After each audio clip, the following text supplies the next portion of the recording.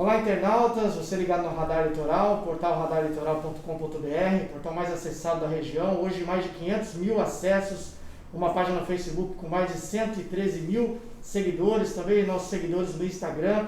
Obrigado mais uma vez pela participação de todos vocês. Hoje dando sequência à série de entrevistas com os pré-candidatos a prefeito de São Sebastião.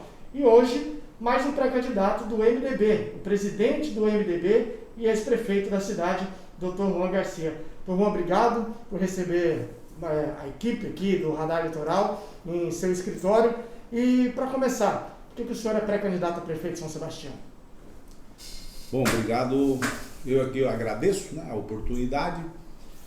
A pergunta é evidentemente uma pergunta padrão, não é porque eu sou candidato, A necessidade de que se tenham pré-candidatos com as mais variadas nuances, Desde os candidatos que não têm qualquer experiência em administração pública, até os candidatos que têm experiência em administração pública e são cases de sucesso.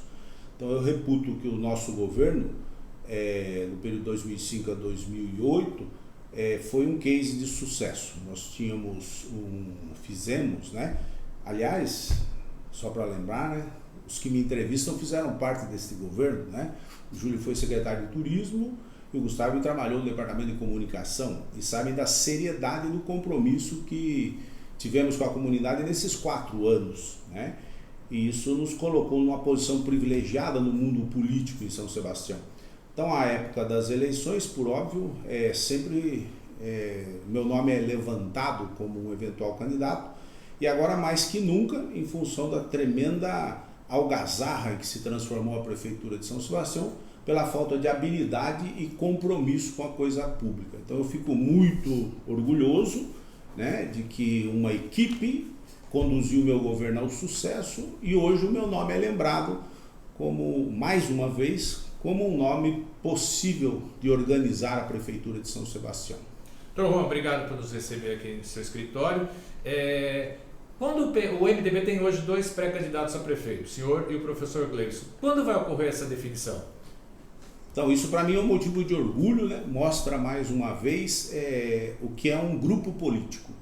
O nosso grupo político hoje, o MDB, possui os 2 nomes mais cogitados para uma futura prefeitura a partir de 2021. Então, orgulho de dizer que nosso grupo é extremamente democrático, as pessoas podem ocupar os seus espaços sem nenhum problema, e a gente define o nome nas convenções municipais. Não temos ainda uma previsão de quando será a convenção em função dessas alterações do calendário eleitoral que estão sendo propostas, Mas tão logo definam o período das convenções que, a priori, se não alterar a lei, é agora do dia 20 de julho ao dia 5 de agosto. Então nós marcaremos a nossa convenção e essa convenção definirá o nome. E repito, estou muito orgulhoso do trabalho do nosso grupo, que se permite até uma coisa inédita, ter 2 nomes viáveis como candidatos a prefeito na nossa cidade, pré-candidatos a prefeito da nossa cidade. Até dentro disso, como é que está a questão da sua elegibilidade? Se a eleição fosse hoje, o senhor poderia ser candidato? Com certeza, há uma confusão, as pessoas falam, não vou me alongar, senão a entrevista vai ficar monotemática, Uma confusão entre ser elegível ou não. A condição de inelegibilidade só se discute após o registro da candidatura. Então, o registro da candidatura, para mim, é absolutamente factível. Se alguém quiser impugnar a minha candidatura, o fará só após o registro, E após o registro a gente discute juridicamente, não é em fofocas e diz que me diz, juridicamente se eu serei inelegível ou não. Só após o registro da candidatura. Então, estou perfeitamente apto a ser candidato. Caso o MDB, então, confirme o seu nome como candidato, o senhor acredita que vá até a eleição sem problema, então? É impossível um ex-prefeito ir até a eleição sem problemas. Isso é a verdadeira utopia, Todos os ex-prefeitos da região, todos, têm problemas jurídicos que se superam na medida em que você se aprofunda na discussão dos mesmos. Então tem que se apontar à época quais os motivos que me impediriam de ser candidato após o registro da candidatura.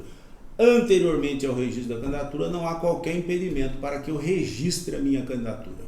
Então, Juan, como que estão os trabalhos para a formação de alianças com outros grupos políticos, trazer novos membros para o partido? Óbvio que já terminou esse prazo. E também a questão da escolha do vice. Já existe algo nesse sentido? Então é mais um motivo para eu me sentir orgulhoso do trabalho político que realizamos ao longo desses anos, né? Tantos anos em São Sebastião. Nós costumeiramente saíamos apenas com 1 ou 2 partidos para disputar as eleições. Hoje, graças a esse trabalho reconhecido, nós temos pelo menos hoje 7 partidos que estão compostos no nosso grupo de oposição.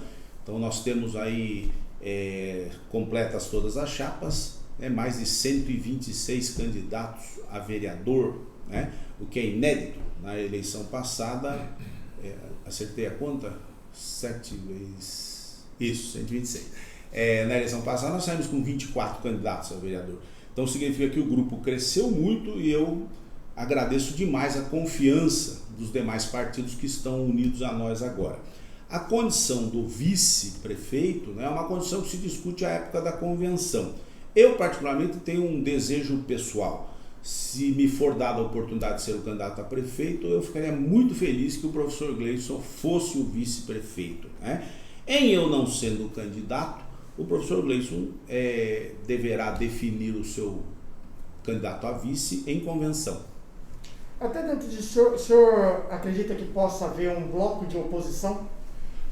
Sim, seria muito inteligente por parte dos ditos oposicionistas que não houvesse uma divisão, né? Essa divisão só favorece os que estão no poder, que estão com uma condição eleitoral muito precária, mas que podem usar a tática da divisão de forças da oposição.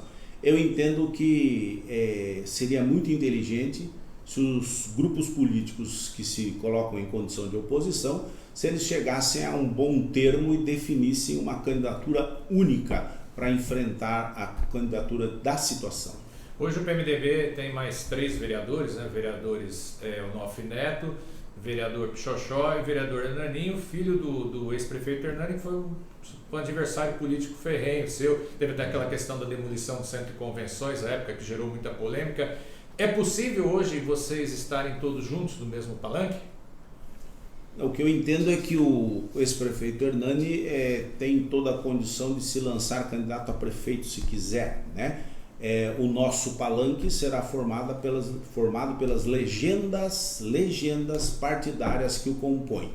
Dentro das legendas, todas elas, existem pessoas que são de agrado de alguns segmentos da população e outras que não são de agrado do segmento da população. A eleição normalmente se faz por consenso, por maioria. Então é impossível que se junte apenas aqueles que gozam do total apoio da comunidade. Nós teremos que contemporizar eventuais antigos adversários políticos, inimigos políticos eu reputo que não tenho nenhum, mas adversários políticos temos sim. Mas deverá existir uma conjugação de forças em torno de um programa de governo único, não em torno de um candidato, mas de um programa de governo que satisfaça todos os segmentos da população. Isso é perfeitamente possível. Aqueles que individualizam a disputa eleitoral não têm suficiente formação política, né? Porque quem deverá ascender ao poder, alguém que defenda um projeto de progresso, de evolução, de resgate da nossa cidade e que poderá receber apoio dos mais variados matizes. Isso é normal. O senhor governou a cidade entre 2005 e 2008, então há 12 anos. O que muda em uma eventual futura gestão, caso o senhor seja eleito prefeito novamente da cidade? As fotos vão mudar bastante.